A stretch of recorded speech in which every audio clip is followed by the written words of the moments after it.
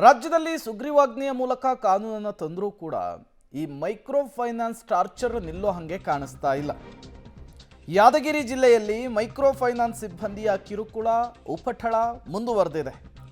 ಯಾದಗಿರಿ ಎಸ್ಪಿಗೆ ದೂರನ್ನು ಕೊಡಲಿಕ್ಕೆ ಬಂದ ನೊಂದ ಮಹಿಳೆಯರು ಕಂತುಗಳನ್ನು ಪಾವತಿ ಮಾಡುವಂತೆ ಮನೆ ಮನೆಗೆ ಹೋಗಿ ನೋಟಿಸ್ ಕೊಡ್ತಾ ಇದ್ದಾರಂತೆ.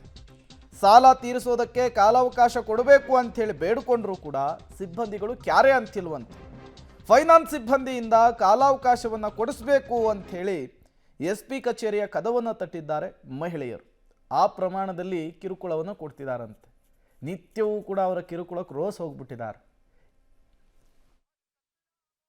2,000 ರೂಪಾಯಿ ಬರ್ತಿತ್ತು ರೀ ಸಿದ್ದರಾಮಯ್ಯ ಅವ್ರು ಹಾಕೋದು, ಅದೂ ಬರಲಾಗ್ಯಾವ ರೀ. ರೇಷನ್ ರೊಕ್ಕ ಬರಲಾಗ್ಯಾವ. ಎಲ್ಲ ಅಲ್ಲೇ ನಿಮ್ಮ ಸಂಘಕ್ಕೆ ಮುರಿತಾವ ಅಂತ ಅನ್ನಕತ್ತಾರ ರೀ. ಅಲ್ಲಿ ಬ್ಯಾಂಕಿನಾಗ ಕೇಳಿದ್ರೆ ಅವ್ರು ಅಂತಾರೆ ರೀ, ನೀವು ಎಲ್ಲಿ ಲಿಂಕ್ ಮಾಡಿರಿ ನೋಡ್ರಿ, ಅಲ್ಲಿ ನಿಮ್ದು ಆಧಾರ್ ಕಾರ್ಡ್ ಎಲ್ಲಿ ಲಿಂಕ್ ಆಗೈತಿ ಅಲ್ಲಿ ಮುರ್ಕೋತಾರ ಅಂತ ಅನ್ನಕತ್ತಾರ ರೀ. ಅಲ್ಲಿ ಹೋಗಿ ನಾವು ಲಿಂಕ್ ಮಾಡಂದ್ರಿ, ಅದು ಭೀ ಮಾಡಿದ್ರಿ. ಅದು ಅಂದ್ರೆ ಒಂದು ಕಡೆ ಹೋಗ್ಲಾಕತ್ತಮ್ಮ, ನೀವು ಎಲ್ಲೆಲ್ಲಿ ನೀವು ಆಧಾರ್ ಕಾರ್ಡ್ ಅದು ಎಲ್ಲಿ ಕೊಟ್ಟಿರಿ ಏನಂದ್ರೆ ನಾವು ಸಂಘದಾಗ ಕೊಟ್ಟಿರಿ ಅಂದೆ. ಅಂದ್ರೆ ಅಲ್ಲೇ ಹೋಗ್ತಿರ್ಬೇಕಮ್ಮ ಅಂತಂದ್ರಿ ಅವರು. ಮತ್ತು ಈಗ ನಿಮ್ಮ ಸಿದ್ದರಾಮಯ್ಯಪ್ಪ ಯಾರು ನಿಂದಿರ್ಸ್ತಾರ? ನಿಮ್ದು ಯಾರು ಸಂಘ ತಗೊಂಡಿರಿ ಸರ್, ಕಟ್ಟಬೇಕಂತ ಒಂದು ಮಂದಿ ಬಂದು ಕಿರಿಕಿರಿ ಮಾಡಕತ್ತಾರ ಸರ್. ಈಗ ಏನಂತೀರಿ, ಸಾಲ ಮಾಡೀವ್ರಿ ಸರ್, 4 ತೊಲೆ ಬಂಗಾರ ಇತ್ತು, ಒತ್ತಿಟ್ಟು ತುಂಬಿವ್ರಿ. ಸಾಲ ಮಾಡೀವ್ರಿ, ಸಾಲ ಈಗ ಬೆಂಗ್ಳೂರಿಗೆ ಹೋಗಿ ಸಾಲ ತುಂಬ್ತೀವಿ ಅಂತ ಅಲ್ಲಕತ್ತೀವಿ ಸರ್.